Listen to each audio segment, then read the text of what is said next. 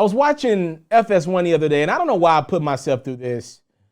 You know, look, these personalities that are on television nowadays, some former athletes, some not. We know that these guys don't watch the game of basketball night in, night out. They watch the top games. They watch when LeBron plays, maybe when Kawhi Leonard has a big game. They watch when Zion plays. But we know that these guys don't watch basketball night in, night out. And hey, a lot of these gentlemen cover a multitude of sports. Hey, to each his own. I'm just a basketball nerd. Every night I'm watching more basketball than pretty much anyone else, right? That's how I'm able to create these great highlights for you, night in, night out. Here's my thing. I saw Nick Wright, who actually does a reasonably good job. He's not a former athlete, obviously. He actually does a reasonably good job of watching basketball night in, night out. I can at least tell he cares about the game. I saw Nick Wright, and then I saw Shannon Sharpe both say LeBron James is the leader in the clubhouse for the most valuable player award as we get pretty much we're at All-Star break. Looking at him like, what? What are you talking about? I am a Lakers fan, as you can see by my hoodie. For weeks now, I have been screaming to people, just watch the games. This is not a hot take from me. LeBron James is not the MVP. He's not number one on my MVP list right now. Number two on my MVP list right now. He's not number three on my MVP list right now. Hell, he barely cracks my top five today.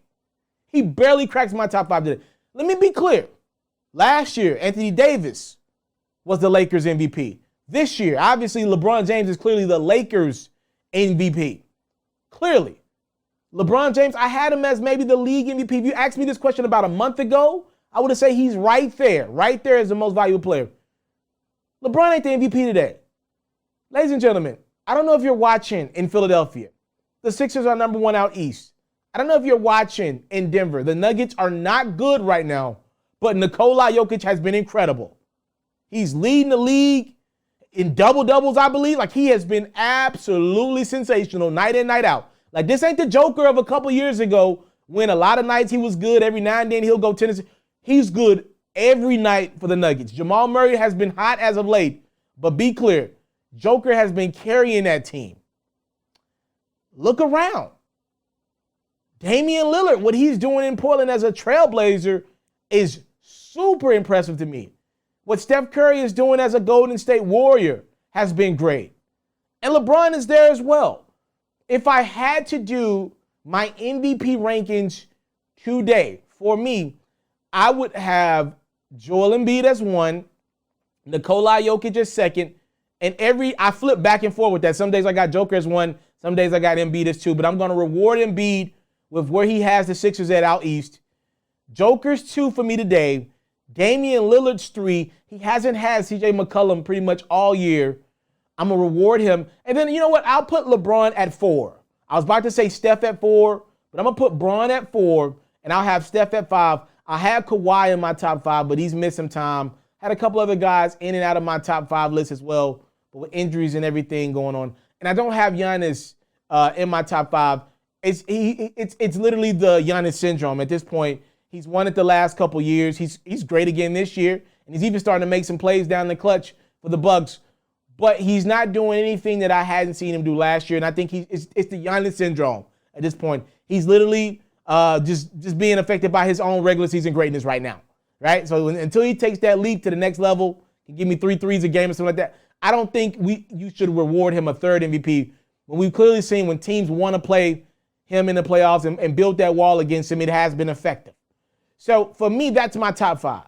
This whole talk of LeBron James being the MVP of the league, in years past, I do think LeBron's got slighted from a couple MVPs. I do believe that, by the way. This year, I don't. I think there are guys that are playing better. And if you guys just take your time to watch the games, you'll see that. LeBron is playing exceptional basketball. He is great. The Lakers have been down injury. Like they've had some injuries like most teams have had all year, right? AD ain't been himself all year. But LeBron ain't the MVP, though. The Lakers have been okay without the services of Anthony Davis. Nothing special. I know Joel Embiid's got Ben Simmons. I get it. But Embiid has been great night in, night out. I know the Joker's got Jamal Murray, but the Joker's been great night in, night out. And Damian Lillard is the wild card in this. I got him at 3 right now. I don't know when the Blazers are going to get CJ McCollum back. CJ said he's not coming back until his foot is 100% healthy. If he doesn't come back right after the All-Star game, at some point we got to look around and look at where the Blazers are out west and say, you know what, if they're a top 3, top 4 seed, I mean, this dude has did it without the services of his second star all year. And his third guy's down. Yusuf Nurkic is gone for the year again. They're playing their third, more times than not, Dame's second guy is Carmelo Anthony or Gary Trent Jr. Like, come on, y'all. We got to reward that. Lakers got some good guys in that rotation. Nuggets got some good guys in that rotation. The Sixers obviously got some good guys, an all-star and a possible in Simmons and Harris in that rotation. So Dame's the wild card. For me, LeBron can't be the leader in the clubhouse for MVP right now. I actually think it's weird what's happened to him. So last year, like I said, AD was my MVP. I thought he was the most valuable Laker. He was the MVP of the Lakers squad. I had Giannis winning the MVP, but I thought AD was the most valuable Laker last year, my MVL, right? This year is clearly LeBron. Clearly LeBron. Not even close. But here's what's interesting. AD, when he was out on the court, he didn't look like his normal self. He didn't look like that most valuable Laker of last year. You know what's funny?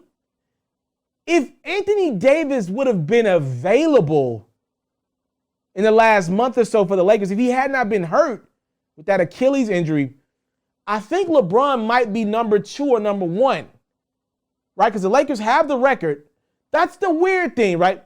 In years past, obviously when you have another all-star caliber player, top 5, top 8 player, wherever you have AD at, usually that hurts you in the MVP rankings.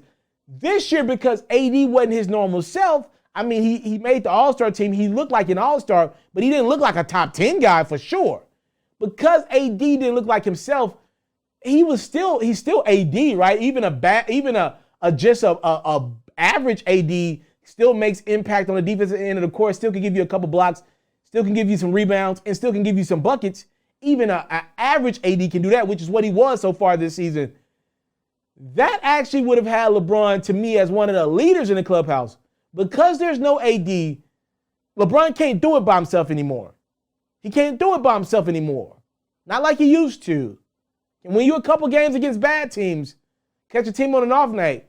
But he can't just beat everybody in the regular season when his co-stars like a D-Wade is missing time, or Kyrie missing time, or Chris Bosh missing time, or Kevin Love missing time. Can't do it like that anymore. So I think if AD were available, which this year has meant he's been average to good, he ain't been great like he was last year, I think LeBron could be 1 or 2 in the clubhouse. But because AD's not around, he just doesn't have enough to make him look like number 1 in my MVP rankings. I'm rolling with them other 3 guys. I got Joker, Embiid, and Dame in that conversation for me right now as most valuable player. Catch full new episodes of FERRO's music-based platform every day only on YouTube at It's Mr.Taliaferro.